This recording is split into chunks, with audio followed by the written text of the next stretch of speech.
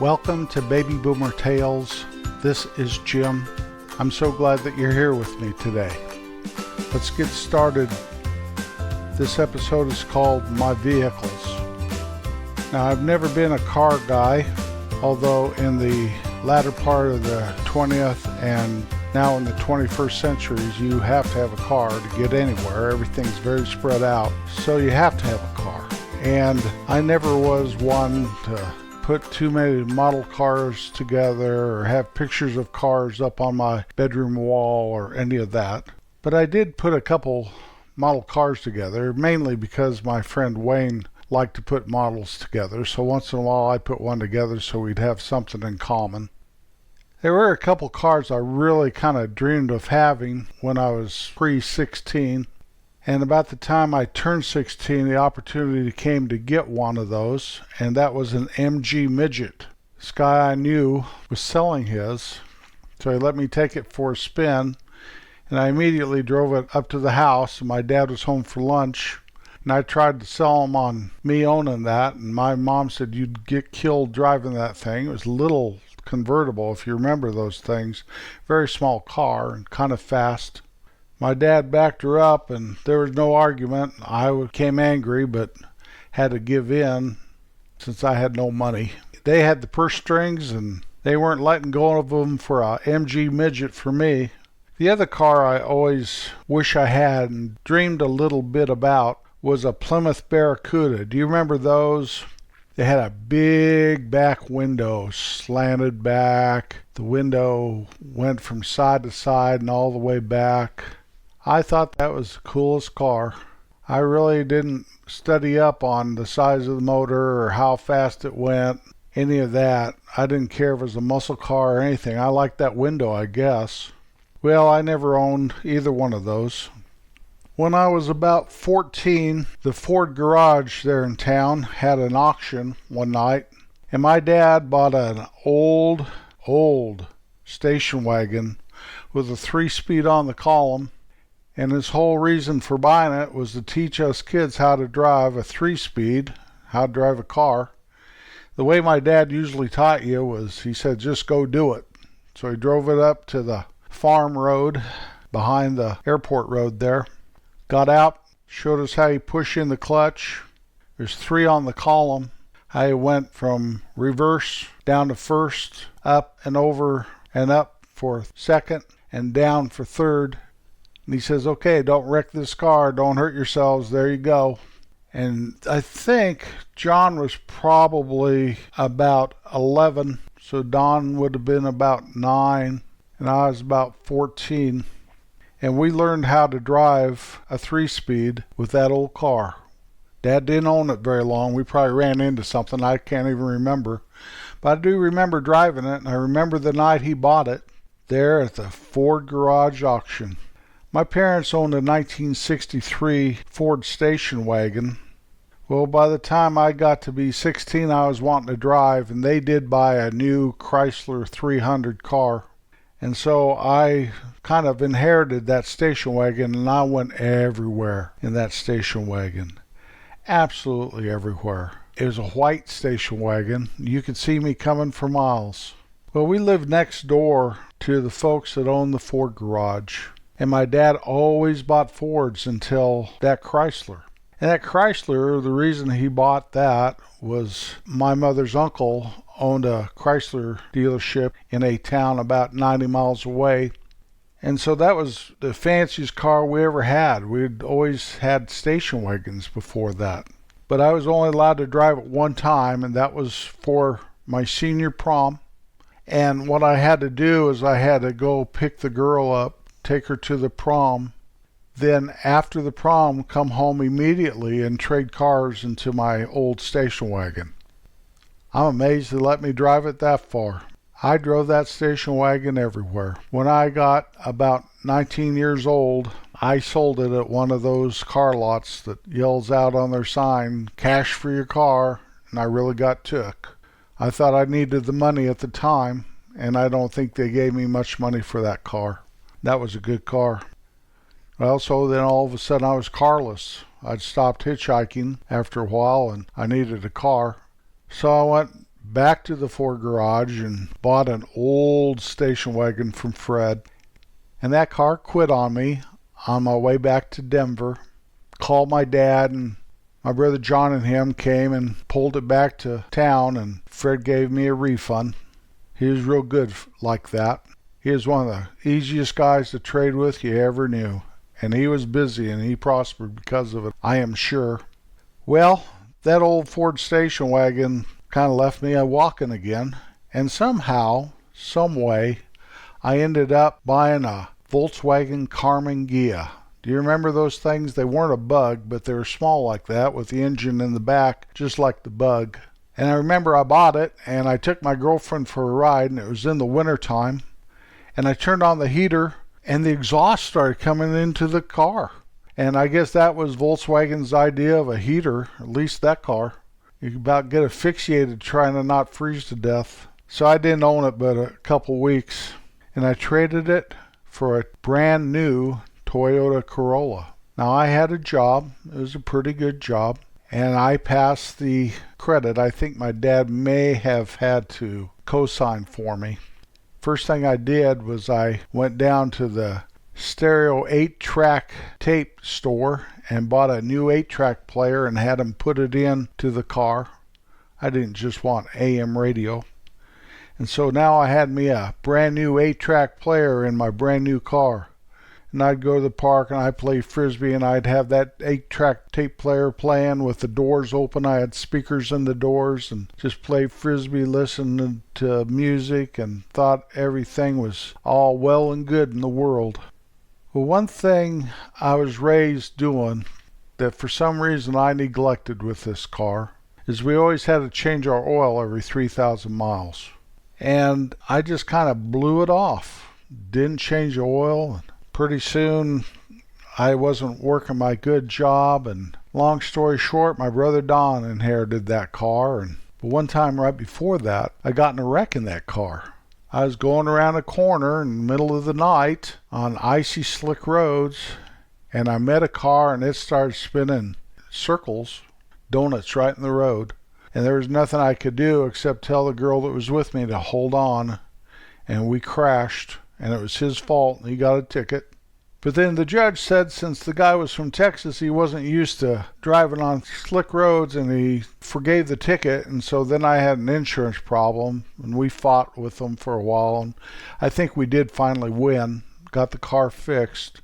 But then I kind of lost interest in the car, and my little brother Don inherited it. Last I heard about that car is Don was on this, what we call the trough road, clear up there. It's a road that's kind of precarious, and cars have been known to go off the edge. And the hood flew up when he was driving. I shouldn't put that in the form of a question. The hood flew up when he was driving. They got rid of the car shortly after that. So my love affair with pickups started. I bought an old 1950 Chevy pickup. It was dark green, no shine at all. Kind of looked like the color of a tree. That was a good old truck. I drove that a lot. Even drove it to Denver to a John Denver concert there at Red Rocks. It was a good old truck, but then I sold it and I got a 1960 Dodge pickup. And that was definitely a step up for me. The truck went faster and it was in better repair, looked pretty good. And I drove that quite a while. And then I got enough money together to buy my first 4x4 pickup. It was a 1970 Ford F100 Ranger. Back in 1970, the Rangers and the F100, that was before the F-150, they were full-size pickups. So it was a full half-ton pickup. It had power steering and power brakes. The power steering was how much power does my arms have to turn it. The power brakes too, I had a scrunch on those suckers, but I loved that truck. I went everywhere in that truck. That truck and me and my dogs were all interwoven and interwound, and we were one and the same. I had that truck for years. When I was going to be married, my fiancée, I don't like that word. Do you like that word? The girl I was going to marry used my truck to go pick her parents up at the Denver airport, so she had to drive over the pass and pick her folks up with a power steering, all the power she could muster, and brought him back to the mountains. I had that truck for a long time. After we started having kids, for some reason, we got rid of that truck. We had a van. The way we got the van is right after we were married, we bought a brand new Mustang, Ford Mustang for my wife. And that was a hot little car, and it was a nice looking car, and everything was great about it except for it got 12 miles to a gallon. We drove it to Kansas City to see her folks one time, and I thought I was going to run out of gas between exits a couple times. So we traded the Mustang to my dad. He had a motorhome, and he wanted a car to pull behind the motorhome, and he had this custom Ford van. It was pretty nice inside, so we traded him straight up, the car for the van, and we started having kids, and that van was perfect for the kids, for traveling. We had that van for a very long time. Well, my wife realized that we couldn't go with just one vehicle, and so we bought a Nissan Stanza, brand new again, third new car I ever purchased. And that thing had power windows. I had never had a car with power windows. I remember my grandparents' Cadillac always had power windows. I thought that was really something. We'd really come up in the world. That was a pretty good little car. It got good gas mileage, had front-wheel drive, first car I ever had with front-wheel drive. And that was good traction up in the snow. Then we acquired an old Ford Galaxy. We had moved to the Kansas City area, and I had gotten rid of my van, and we were down to one car again, and Kim's uncle gave us this old Ford Galaxy. Well, that really served its purpose for a few months. It really did. But one time, I had to work late, and we had tickets to go to a Royals game, so Kim said, well, I'll take the kids and we'll meet you there. So when I was pulling in, the game had already started, it was dark, pulled into the parking lot, paid for parking, started driving to where I was going to park, and the bumper fell off. Remember those old bumpers, old steel bumpers that were some chrome on the outside of it? I bet that sucker weighed over 100 pounds. What am I going to do with this? So first I had to pull the other end off of the car, so I couldn't just drag it around. And then I stuck it in the back window, and it was sticking out the window, and I drove like that for 2 or 3 weeks, and then we bought a Buick Park Avenue.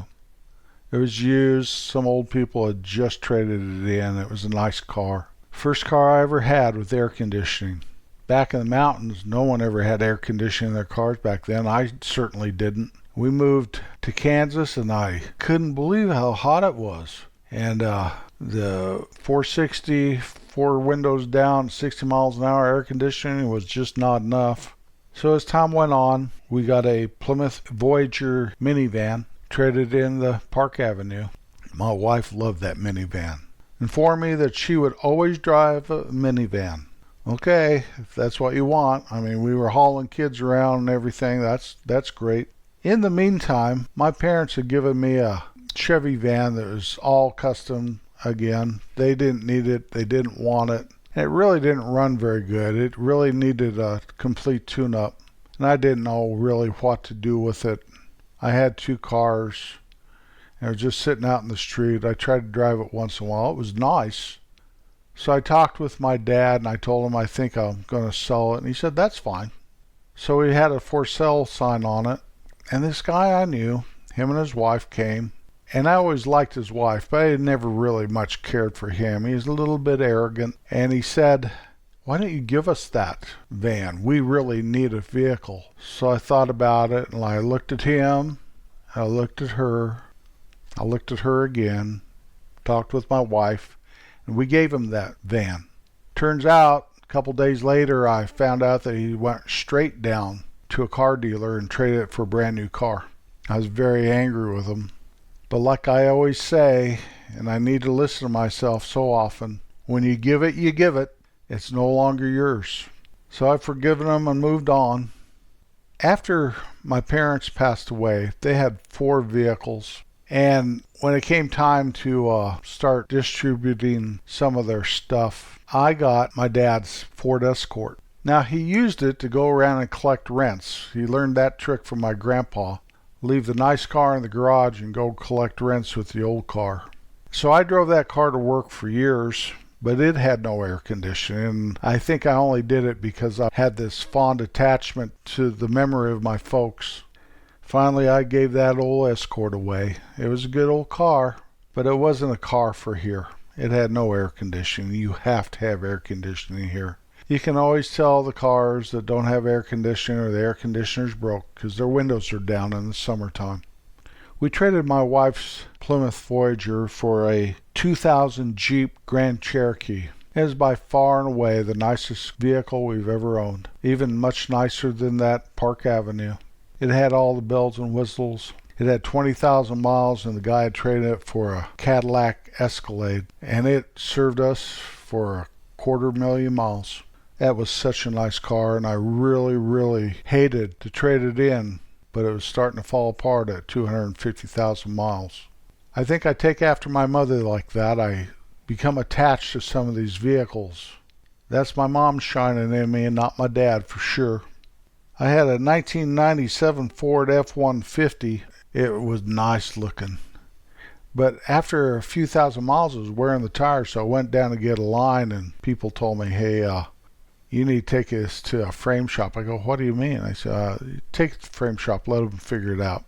Long story short, the frame was broken. It had been in a wreck. It was not disclosed to me. And the frame was broken, actually broken. It had been welded, but the weld was coming loose. And so I got a lawyer, and we contacted the guy. And this guy was from a town about 100 miles south of us. And his mother owned a couple banks down there. And I guess what actually happened is this guy would buy distressed vehicles, fix them up, and sell them. And that's what he was doing. So we caught him at it, and he paid to have a new frame put on it. That's fascinating, watching him take everything off of that frame, put everything on a brand new frame. It is $3,000 or $4,000 job clear back then. After that truck, and that truck lasted for 250,000, but I did have to put a new motor in it. I'm sure it was from that wreck. It had done something to it. But I bought a 2010 Dodge Ram, brand new. I'd always been a Ford guy, and the reason why is because of Fred and his family and his business. They had business next door to us, and they lived next door to us, and they have a special place in my heart.